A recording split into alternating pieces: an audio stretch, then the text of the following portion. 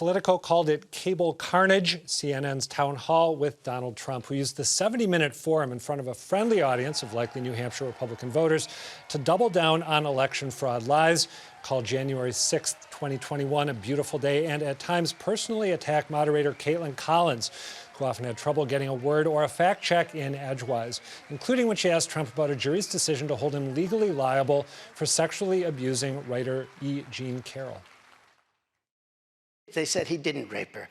And They did I not didn't say do that he anything didn't. else either. You know what? Because I have no idea who the hell she is. But Mr. I President, don't know who this woman can I is. ask you, given your recounting I your don't know version? who, and I tell you this. But Mr. Are President, you ready? can I swear ask on you my because children, which I'd never do.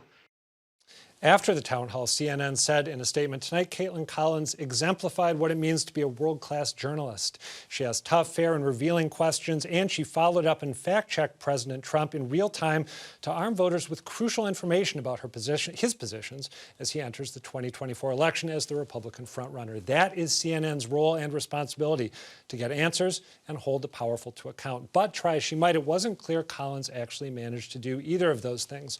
So what can the rest of the media learn moving forward from what happened in New Hampshire? Joining me with his take is former CNN chief media correspondent Brian Stelter, whose forthcoming book, Network of Lies, The Epic Saga of Fox News, Donald Trump, and the Battle for American Democracy, comes out this November. Brian, thanks for being here. Thank you. What was your take on the wisdom of this event before it happened? You know, there's a lot of my former colleagues at CNN, a lot of staffers at CNN who are pretty angry, pretty disturbed by what happened at the town hall. But in many ways, this was inevitable. You know, Kaitlan Collins was being placed in an impossible position, and there's a lot of sympathy for her inside CNN. But there's a lot of frustration that's really, I think, fundamentally about the fact that Donald Trump is running again. If we try to break this down and try to get down to what is the essential story here, it's that Donald Trump wants to perform his lies in front of an audience, whether that's on Truth Social or on CNN. And that is a fundamental challenge for the media that 8 years later, 8 years since he entered the race for the first time, we are still wrestling with. Given that he, as you say, wants to run again, given that he was elected in 2020 and that a substantial chunk... Elected in 2016. Let's not advance the big lie. I always appreciate some real-time fact checks. Given that he was elected once in 2016 and that there's a reasonably good chance, I think, that he will be the next president of the United States, at least looking at where things are right now.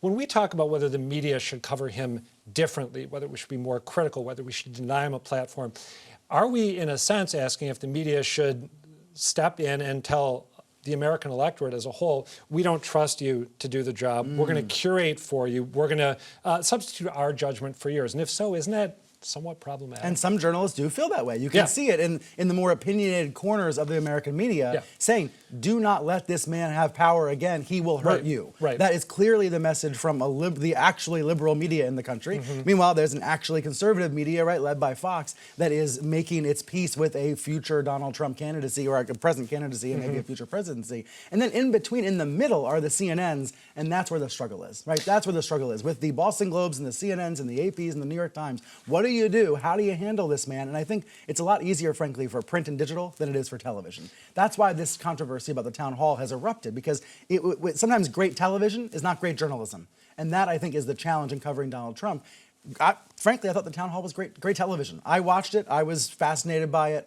But it's not always great journalism because of the challenge of interviewing him and the challenge of rebutting his lies. So moving forward, when you do put Trump on TV, whether it's for a town hall or a debate, are there things that didn't go right in New Hampshire this week that the TV media can learn from and say, okay, we're going to create new practices aimed at not having things get out of control the way they got out of control for CNN? Yeah, look, I think it's easy for me to say, a few days later, hey, there should have been on-air banners with fact checks. There should have been graphics and other ways. People were talking about that beforehand, right? They were talking about real-time banners or... And I think, frankly, all of this is really just at the margins, You can do things that may have a marginal impact, but at the end of the day, even if Donald Trump is never on CNN again, and after the town hall, I'm not sure he will be back on CNN during this primary cycle, he'll always have Fox, he'll always have Newsmax, he'll always have Rumble and all of these far-right outlets. He'll always have ways to reach his voters. I think what's significant about the CNN town hall is that when the ratings came in, and I wasn't sure how many viewers would tune in, maybe 5, 10 million viewers. Remember when he was on stage for primary debates 8 years ago, 20 million viewers. This time, just 3 million viewers. Just 3 million viewers for the town hall on CNN. That tells me there's exhaustion, there's fatigue. There's a lot of voters, even Republican voters, who just don't want to hear from him anymore. And I think that's an interesting story, and that's going to be a subplot going forward. How many people are actually invested in a Trump candidacy, and how many just want to move on? That is really interesting. As you talk about it, I kind of struggle internally to reconcile that with his strong poll numbers, including that recent Washington Post poll that showed him beating President Biden, leading by what, 8 points, I think, in a hypothetical matchup. Right. Well, if you have to choose, right, and you were, I live in a red town in a red county. A lot of my neighbors, they have to choose Trump over Biden. They're going to choose Trump. Doesn't mean they're excited about it. Doesn't mean they want to do it. Doesn't mean they're the best. Doesn't mean they think he's the best man for the job. Yeah. I want to roll another bit of commentary from CNN, I think reported by the New York Times from an internal call. CNN's chairman, Chris Licht, said afterward the event was a success. He said Kaitlan Collins gave a masterful performance, and he added, "We all know covering Donald Trump is messy and tricky, and it will continue to be messy and tricky, but it's our job. I absolutely, unequivocally believe America was served very well by what we did last night. People woke up and they know what the stakes are in this election in a way that they didn't the day before." Even if you're skeptical about CNN holding this event or the way that it was conducted, it seems to me that Chris Licht raises a reasonable point there, right? Yes. This was a very bracing reminder of who Donald Trump is, what his MO is, and what he'll bring back to the White House if he's reelected. Yeah, look, Licht canceled my show, but looking at this objectively, I agree with a lot of what he said on that call. I listened into it as a reporter, wanting to hear what the argument was going to be. My argument is Licht should have made those comments ahead of time. They should have explained the town hall more ahead of time and not just defended it afterwards. But I do think it is essential that people understand the stakes of the election, and he is absolutely right about that. Now, whether it has to be live on TV or whether it can be taped, whether the town hall should have an audience or whether it should be with no audience, those are fair arguments.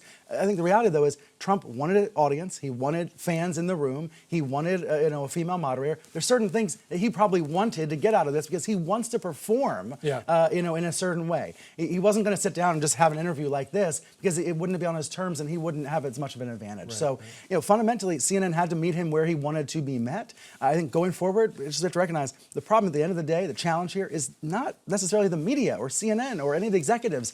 It is with an environment that is allowed this hyper-partisan lying going on. There's a part of our country that was broken by the 2016 election. This shared reality that maybe we used to have, at least to some degree. Now it's been filled by conspiracy theories and disinformation led by the former president. That is the challenge. And, for the media, it's an almost impossible task. It's a huge challenge. I can't imagine the media alone fixing it. But if we want to be true to the truth, such as it is, for the duration of this election cycle, are there any ideas that you have or suggestions you have for whether it's, again, TV media, print media, best practices when it comes to covering President Trump, things to either do or not to do? I like to picture, I hope this doesn't make viewers hungry, I like to picture a truth sandwich. If you're dealing with information that is total nonsense, is baloney, you need to surround it with the truth. You need to put the truth first and then share what Trump is saying and then follow up again with the truth. There are ways in order to package this stuff. And by the way, it doesn't just apply to Trump, right? There are some Democratic politicians that sometimes mislead the public. There's certainly other Republicans that do. He's prolific. Trump is unique in some ways, but this is a challenge more broadly. And there are ways for journalists to surround some of this baloney with the truth. And then in a TV event like the town hall, if he says something that is simply untrue, for example, I didn't tell Georgia election officials to find me the votes I needed to win the state, is it fair to suggest that at that point, TV networks need to be ready to grind everything to a halt, to break from format and say, actually, we want to go to the audio because that's exactly what you did, and it's important that people hear this? Because it seems to me I would not have wanted to have to do the job that Kaitlan Collins had to do the other day. Right. But if it's just you're saying one thing and he's saying another and he's not telling the truth, simply going back and forth doesn't convey that, right? I think it does not convey that, but I agree with you. I wouldn't have wanted to be in her position either. I don't think it's a position that is, there's no way to, I don't want to say the word win because it's not about winning or losing, but there's no way to come out feeling great afterwards. There's just not. And that's not the fault of the media. That's the fault of the liar on stage. All right, Brian Stelter, thank you for being here to talk it through and look forward to the new book. Thanks.